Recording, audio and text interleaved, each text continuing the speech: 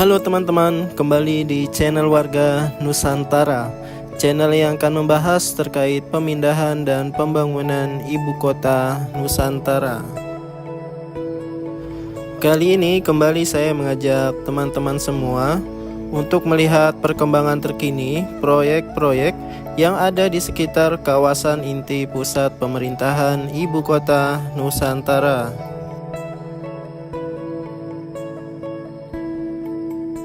Nah teman-teman, saat ini saya sedang berada di lokasi pembangkit listrik tenaga surya atau PLTS Ibu Kota Nusantara. Saya akan mengajak teman-teman semua untuk berkeliling ya di area PLTS ini. Jadi teman-teman, pembangunan PLTS ini merupakan keseriusan pemerintah untuk memenuhi kebutuhan listrik di Ibu Kota Nusantara ya, dengan memanfaatkan energi berbasis ramah lingkungan. Pada saat groundbreaking PLTS ini, Bapak Presiden Joko Widodo menyebut bahwa pemanfaatan energi baru terbarukan di Ibu Kota Nusantara selaras dengan konsep pembangunan IKN sebagai ibu kota negara yang berkonsep kota hutan atau forest city yang hijau dan ramah lingkungan. Di samping memanfaatkan tenaga surya, pemerintah akan memanfaatkan potensi hidro seperti sungai dan danau yang ada di sekitar ibu kota Nusantara. Bapak Jokowi menambahkan, dengan demikian nantinya sistem kelistrikan di ibu kota Nusantara akan berbasis pada energi baru terbarukan, sehingga kita tidak hanya mampu menghasilkan listrik yang andal, tetapi juga yang bersih dan tidak mencemari lingkungan. Menurut Direktur Utama PLN, Bapak Darmawan Prasojo menegaskan bahwa pihaknya berkomitmen mendukung upaya pemerintah dalam membangun ibu kota Nusantara dengan konsep forest city atau kota hutan yang berkelanjutan dan ramah lingkungan. Beliau mengatakan, kami all out mendukung infrastruktur kelistrikan hijau di ibu kota Nusantara. Ini akan menjadi ibu kota terbaik yang menggunakan sumber energi bersih untuk ibu kota Nusantara. Baik teman-teman, kita lanjut ya. Kita akan memantau PLTS dari udara nih teman-teman. Nah teman-teman, PLTS ini dibangun di lahan dengan luas 80 hektar dengan 21.600 panel surya dan mampu menyerap tenaga kerja lokal hingga 337 pekerja.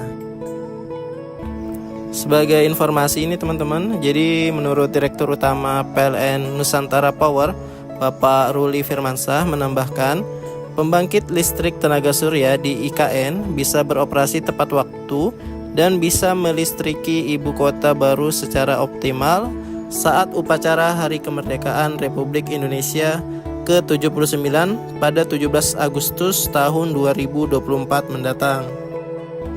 Beliau mengatakan, sinkronisasi tahap pertama dengan kapasitas 10 MW telah berhasil dilakukan. Kami akan lanjutkan sinkronisasi untuk 40 MW dan lakukan uji coba hingga nanti pembangkit listrik tenaga surya ini bisa beroperasi komersial melistriki ibu kota Nusantara.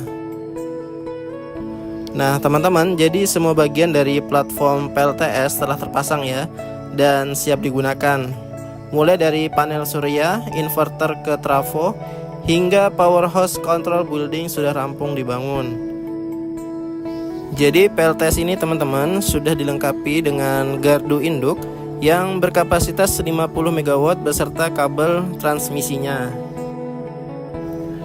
PLTS IKN ini teman-teman nantinya ditargetkan berkapasitas 50 MW untuk dapat memasok listrik ibu kota Nusantara pada tahun 2024. Proyek PLTS ini ditempatkan di lahan seluas 80 hektar dan lahan ini merupakan lahan milik Otorita Ibu Kota Nusantara ya teman-teman.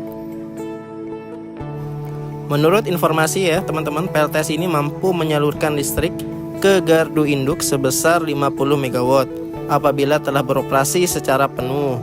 Dari PLTS ini, listrik kemudian tersalurkan ke gardu induk GIS 4 yang ada di ibu kota Nusantara. Selain itu teman-teman, PLTS juga dibangun agar mampu memasok seluruh kebutuhan total listrik yang ada di ibu kota Nusantara, bahkan melebihi pasokan yang dibutuhkan. Kalau di total teman-teman, nantinya permintaan listrik di ibu kota Nusantara kurang lebih itu 24 MW. Itu kondisi kebutuhan penuh ya. Kemungkinan nggak akan sampai segitu, jadi hanya 20-30%. Jadi kalau dari PLTS 50 MW ini sangat cukup ya teman-teman. Nah teman-teman, di bawah ini terhampar kurang lebih 21.000 unit panel surya yang membentang luas di lokasi yang tak jauh dari kawasan inti pusat pemerintahan ibu kota Nusantara. Kalau kita lihat dari atas ini atau dari kejauhan, pemandangan bentangan PLTS sangat tampak megah ya teman-teman. Namun ketika dilihat secara dekat, kompleksitas teknisnya tercermin dalam jalinan kabel-kabel yang tertata rapi menghubungkan satu unit panel ke panel lainnya. Dan di sekitar PLTS ini juga masih banyak ya teman-teman pohon-pohon eukaliptus. Jadi bagi teman-teman yang baru menemukan channel ini atau baru menonton video ini, jadi pohon eukaliptus adalah pohon yang banyak sekali terdapat di kawasan ibu kota Nusantara. Karena dahulunya kawasan ibu kota Nusantara ini merupakan HGU ya dari PT ICI Hutani Manunggal. Jadi PT tersebut bergerak di kawasan hutan produksi ya. Jadi mereka menanam pohon-pohon eukaliptus lalu dalam jangka waktu tertentu ditebang teman-teman atau dipanen. Kalau nggak salah dalam waktu 6 atau 7 tahun pohon-pohon di kawasan ini akan ditebang dan akan menjadi bahan baku kertas atau tisu ya teman-teman. Jadi saya menegaskan kembali ya teman-teman, di kawasan ibu kota Nusantara ini bukan hutan lindung atau hutan alam. Di sini adalah hutan produksi yang hanya terdapat satu jenis tanaman atau satu jenis tumbuhan, yaitu pohon eukaliptus teman-teman. Dan dengan adanya ibu kota Nusantara di sini teman-teman, nantinya pemerintah akan mengembalikan ya kawasan ini akan menjadi kembali menjadi hutan hujan tropis seperti dahulu kala ya. Tentunya dengan menanam pohon-pohon asli atau pohon-pohon endemik asli Kalimantan teman-teman. Dan bibit-bibit pohonnya sudah dipersiapkan ya teman-teman di Persemaian Mentawir.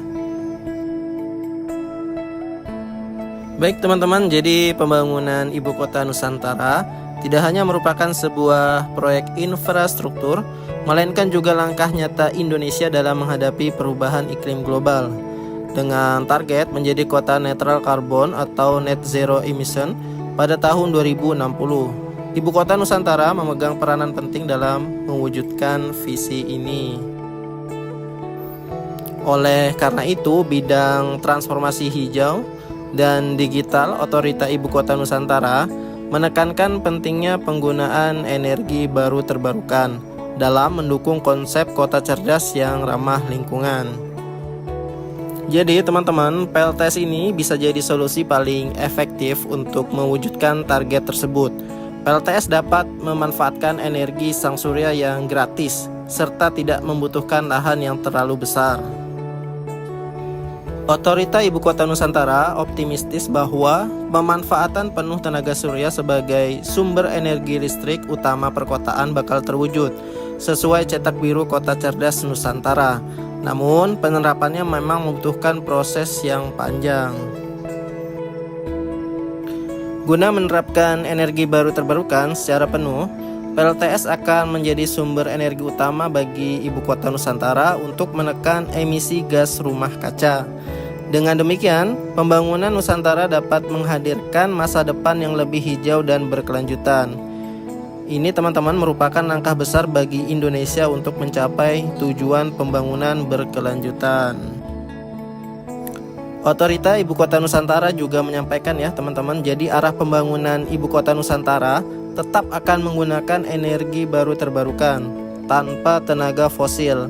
Hal itu karena sedari awal Ibu Kota negara ini ditetapkan dengan konsep hijau, membangun lingkungan, sekaligus mengembalikan kejayaan hutan tropis Indonesia.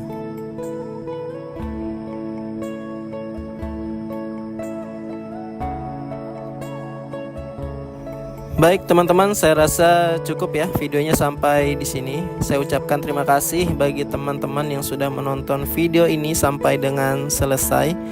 Dan tak lupa saya mengajak teman-teman untuk selalu mendoakan ya agar pemindahan dan pembangunan ibu kota Nusantara ini dapat berjalan dengan baik dan lancar, dan semoga selesai tepat pada waktunya. Dan doa juga kita berikan kepada para pekerja yang terlibat dalam pemindahan dan pembangunan ibu kota Nusantara ini agar selalu diberikan kesehatan dan keselamatan dalam setiap menjalankan aktivitasnya di ibu kota Nusantara. Dan teman-teman terus dukung ya channel Warga Nusantara dengan cara like, komen, dan subscribe. Dan sampai jumpa di video Warga Nusantara berikutnya, dan saya ucapkan salam Nusantara.